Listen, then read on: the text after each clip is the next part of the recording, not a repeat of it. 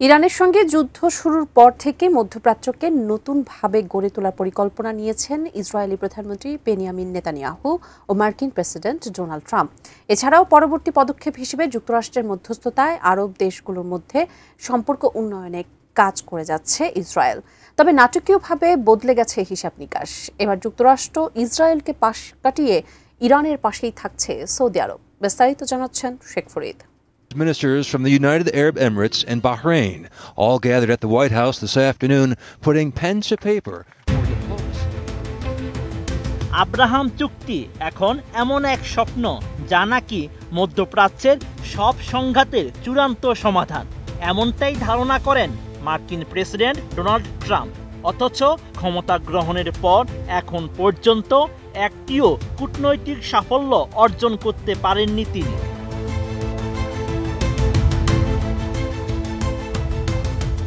ট্রাম্পের ধারণা Indonesia, Pakistan, Malaysia, Bangladesh সহ মধ্যপ্রাচ্যের বহু মুসলিম দেশ তাদের রাষ্ট্রদূতের পরিচয়পত্র হাতে নিয়ে দাঁড়িয়ে আছেন স্বাগত জানাতে।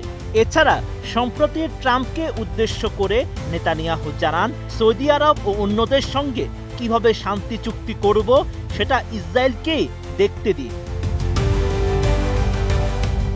তবে গাজায় যুদ্ধের আগে সৌদি আরবের সঙ্গে ঐতিহাসিক সম্পর্ক স্বাভাবিককরণের দ্বারপ্রান্তে পৌঁছে গিয়েছিল ইসরায়েল। কিন্তু এই সম্পর্ক সৌদি আরবের ক্ষেত্রে আর স্পষ্ট নয়, কারণ গাজায় ইসরায়েলের নৃশংস হামলা। একই সঙ্গে ইরানের সাথে ইসরায়েলের সাম্প্রতিক যুদ্ধ নাটকীয়ভাবে বদলে গেছে সৌদি আরবের হিসাব নিকাশ। এছাড়া ঐতিহাসিক প্রতিদ্বন্দ্বী ইরানের সঙ্গে সম্পর্ক উন্নয়নের তৎপরতা এই পরিবর্তনের অন্যতম কারণ।